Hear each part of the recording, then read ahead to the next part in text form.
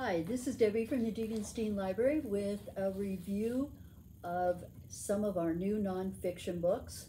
The first one I have is by the popular broadcaster Tom Brokaw. It's called Never Give Up. He writes about his father Red and his mother Jean. His father Red had left school in the second grade to work in the family hotel in Bristol, South Dakota. Eventually, he began working in construction, and he had a great talent with machines. Red and Jean had met when they were teenagers. She was in a high school play, and he spotted her and fell in love with her at first sight. Early in their marriage, they had very little money and 3 boys to support. Red's philosophy was never give up, hence the name of the book. And it always left a lasting impression on his children.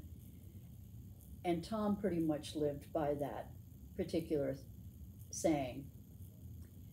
After World War II, his big break came when he worked for the Army Corps of Engineers, helping with the building of new dams.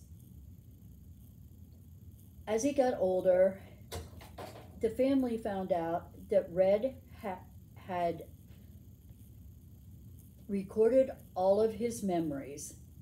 And basically this book is a tribute to Tom's parents and to their hard work ethics. Next book I have is called The Lost Son by Brett Forsell. Billy Riley was an amateur drawn into professional intelligence called confidential human source. He was one of many citizens who would assist FBI agents as civilians, helping them find information that was needed for the FBI. And often they worked with little recourse. What they did as a citizen, sometimes they would get no help from the FBI.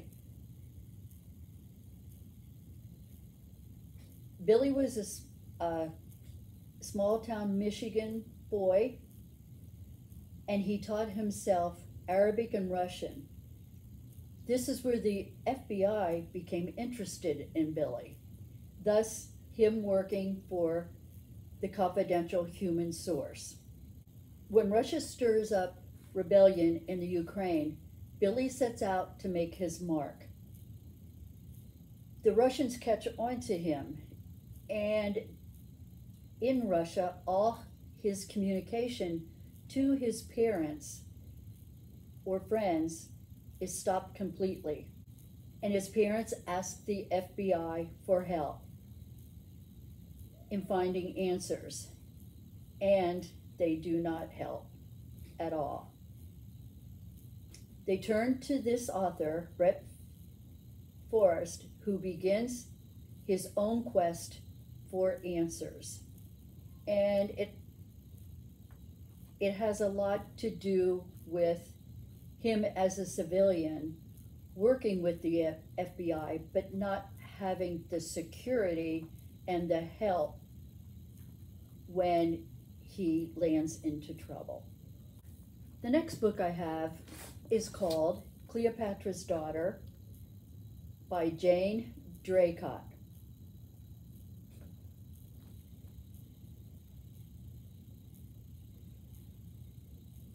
Cleopatra Selene was the only daughter of Mark Antony and Queen Cleopatra. Basically, her mark in life was to get married well and bear sons. But after her parents' death, the princess and her brothers are in the way of the Roman emperor.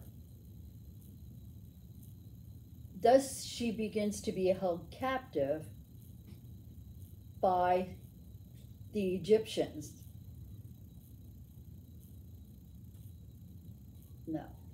Okay, Jake, start over. Cleopatra's Daughter, sorry. Cleopatra's Daughter by Jane Draycott.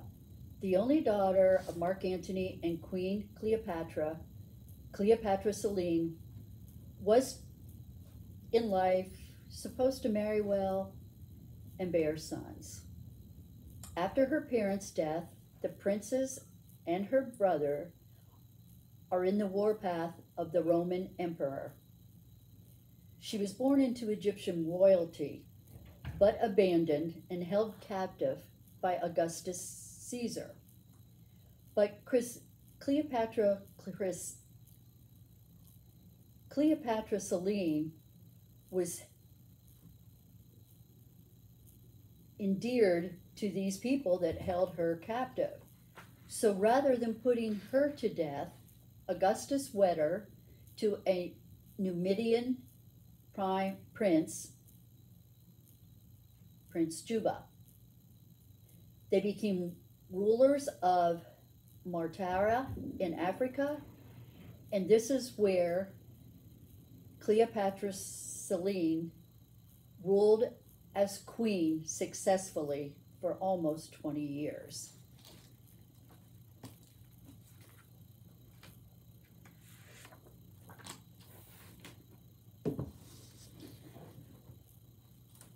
The next nonfiction book is called Tangled Vines by John Glatt.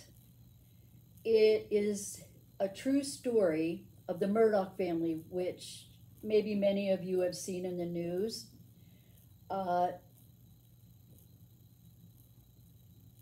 It pertains to the murder of Alex Murdoch's wife and son, Maggie and Paul. He discovered their bodies on June 7th, 2021.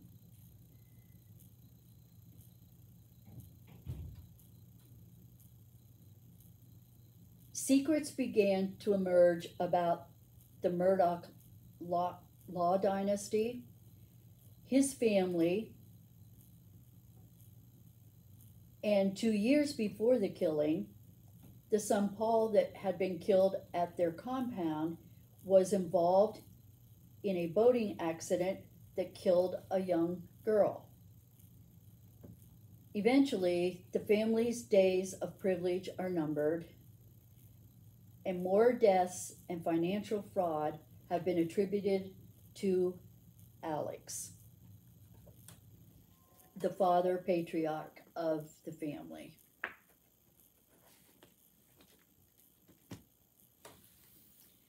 Last one is one that I just recently read. It is called The Angel Makers. It is by Patty McCracken. When women in the sleepy remote village of Magreth, Hungary, feel overburdened or abused by their husbands, they went to Aunt Susie for advice. Aunt Susie was the local midwife and had a simple solution to every problem. Arsenic-filled vial that she kept in her apron pocket. She would ask a woman, maybe after the birth of a baby that wasn't healthy, or if she did not have enough milk to satisfy the baby, she'd say, "Would you like me to take care of this?" Thus, the arsenic. If a wife was beaten by her husband, treated badly, the children were treated badly, she would ask if they wanted the problem taken care of. And then other women were in with her, and they helped her to kill, at what they know, at least 41 people by the arsenic poisoning. McCracken, the author, brings the sights, smells, sounds of the farming village back to life as she recreates one of the most infamous mass murders in history. that's all for this month. The books are here on our shelf under new nonfiction. If you have an interest in any of them, come in. If it isn't here, we can put you on a wait list, or you can pick it up at your convenience. Thank you.